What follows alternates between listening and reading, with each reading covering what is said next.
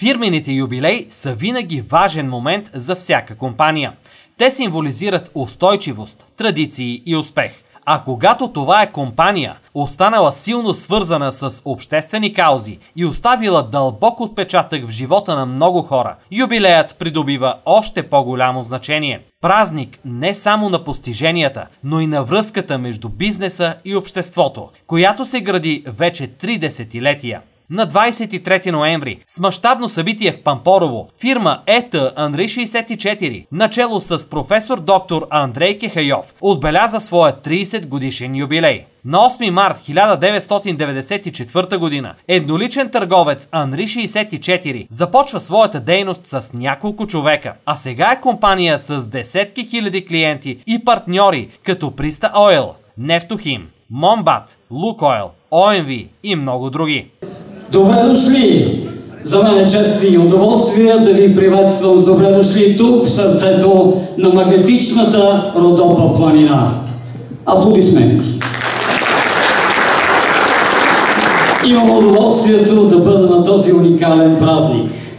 Да ви приветствам в курорт Пампорово, за да отбележим 30 годишнината на едноличен търговец Андрей 64 Андрей Кехайов. Опита и практиката натрупана в годините, както и резултатите, са сигурен признак за бъдещото развитие на фирмата и нейния просперитет. Първо, показател за това е, че имаме представители на църквата в лицето на Негово Преосвещенство, Смолянски епископ Висарион и Негово Преосвещенство, Белоградчишки епископ Пеликов, викарни епископи на Негово Високо Преосвещенство, Пловдивски митрополит Николай.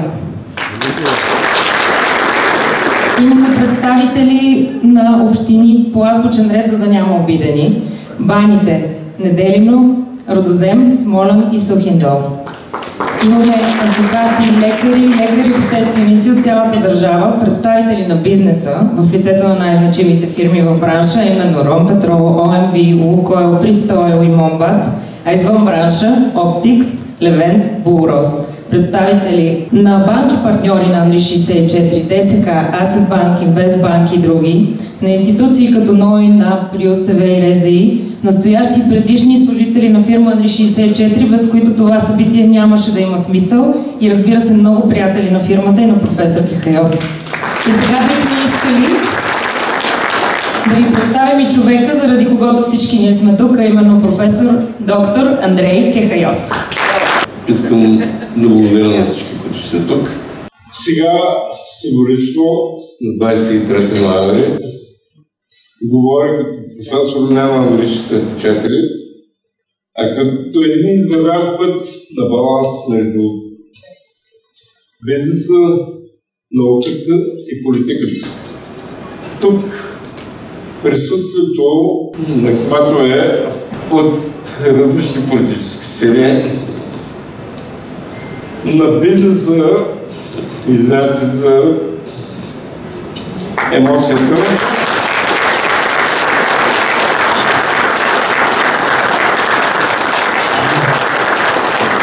на онова, което се случи за 30 години, ви уверявам, че една история е реална.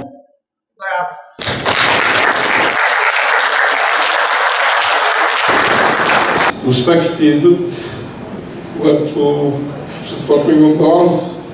Важно да се подкрепя културата, спорта и всички социални неща, защото човек не може да бъде силен, ако не подкрепя обществени каузи. Тази вечер затваряме началото на тези 30 години и продължаваме напред, защото всичко това, което сме поели като идеи, диверсификация и други бизнеси е предпоставка за успехи, а успехите идват, когато работим, когато сме заедно, когато сме коректни. Благодаря ви още един път.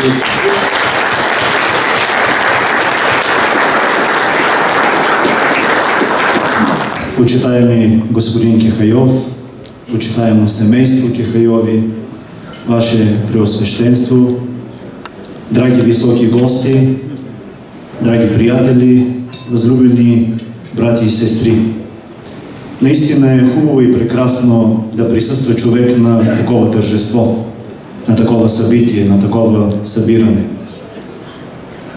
Наистина е трогателно да се направи една истинска, сърдечна, както чухме, преценка на този измина 30 годишен път. Този, който дава талантите, е Бог. На всеки един човек дава различни таланти. Но имаме задължението да разработваме тези таланти, да ги развиваме и да печелим не само за себе си, не само за Бога, но и за тези, които са около нас. Събрал ни е господин Кехайов, за да се похвали с това, че талантите, които е получил от Бога, е разработил добре. И е печелил и печели не само за себе си, за своето семейство, за своите приятели, за своите партньори, но и за всички онези, които са около него.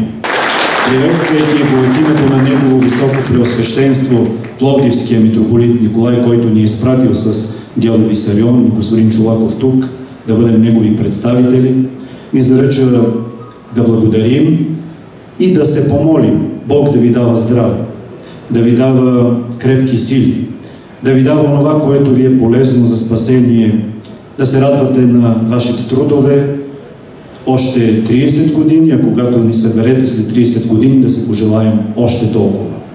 Позволете ми от името на Негово високо преосвещенство да поднеса тази икона на Спасителя Господ Исус Христос на господин Кехайов, да го пази, да го благославя Него, семейството, фирмата му и да бъде във всичко крепител на делата добри и полезни. Разбира се, и книгата на книгите, Вечния закон, Светата Библия, специално издание. Бог да ви пази и да ви благослави. Бъдете живи и здрави, честит и благословен празник. За мен е привилегия и чест да присъствам на днешния юбилей.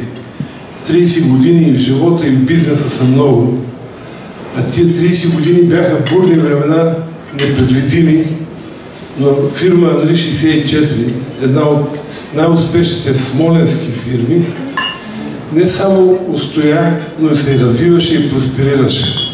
В бизнеса това е много важно, но има нещо по-важно в живота. Тя успя, развиваше се, без да изгуби своята човечност и духовност. Всички видяхме как професор Кехайов прекарва всичко през своето голямо сърце. Много пъти съм бил свидетел, че правейки бизнес, той мислеше за обикновения човек. Най-вероятно много от неговите конкуренти затова не го обичат. Вие с вашата дейност ни карате да бъдем горди като родопчани. Ще моля част от вашите успехи да бъдат отчетени като успехи на област Смолян и ние се гордеем изключително с факта, че Нали 64 е емблема на област Смолян. Уважаеми професор Кехайов, уважаеми семейство Кехайов, удоволствие и радост за мен, за моето семейство и за нашата община да ви познавам.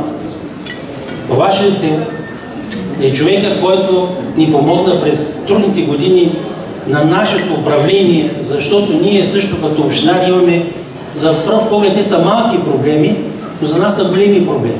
Така беше и с дума за пълнолетни деца с деменция, което с професор Кехайов и с доктор Даричко, когато видяхме някъде, помогнахте, здравейте, благодаря ви още веднъж, за което помогнате нашия дом да оцелее в това трудно време. В експозето на фирмата, което представи господин заместник областния управител, имаше някои ключови думи. Коректност, лоялност, баланс. Ще добавя само още нещо към тези характеристики на фирма Нали 64, в частност на професор Кехайов и неговия екип. Търпение, постоянство и държане на думата. Доктор е човек на думата. Искам да пия за господин доктора, господин професора всъщност. За всеки един успял мъж стои една много силна жена. Искам да дигна здравица за неговата прекрасна съпруга. И да дигна здравица и за бъдещето на Нали 64, весела, специално и за теб. Да сте живи и здрави, все напред и нагоре. На първо място ви пожелавам от Моя ви България здраве, така да успявате с всички предизвикателства в бъдеще и много добри партньори, служители, разбира се, на първо място и по пътя на вятъра. Искам от името на академичната общност да поздравя професор Кихайов и да кажа, че най-ценният капитал, който той притежава, е това да може да приложи науката в практиката.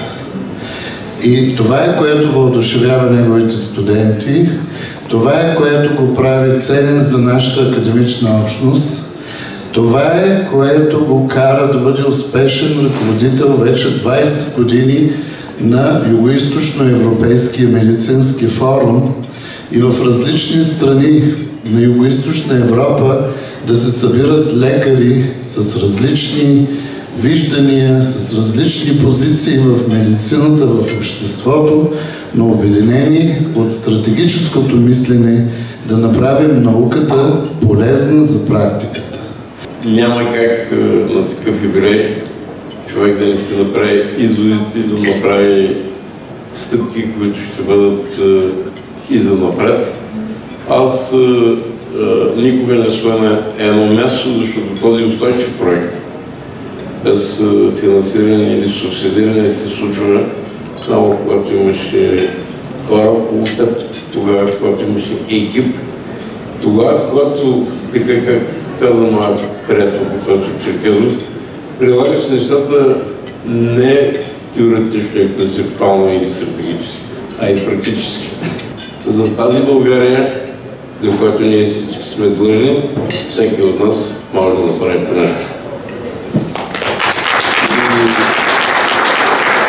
Всяко нещо, което се извършва в бизнеса, в политиката, в обществените идеи, трябва да се извършва със смисъл и да се приема първо като кауза, не като самоцел, не като идея първо да печелиш, а просто да вървим напред в името на това, за което го правим и за другите. Искам да споделя пред вас, независимо от емоциите, че нашите отношения, човешки, бизнес, ще продължат и за напред. С ясната идея, че в крайна сметка всичко, което ще прави, трябва да се прави с любов. Браво! Сега, 30 години по-късно, ЕТА Анри 64 продължава с увереност да изгражда стабилни партньорства, да поддържа баланса между бизнес и общество и да подкрепя значими каузи. С непреклонна амбиция, компанията ще продължи да затвърждава лидерската си позиция в бранша и занапред. Честит юбилей!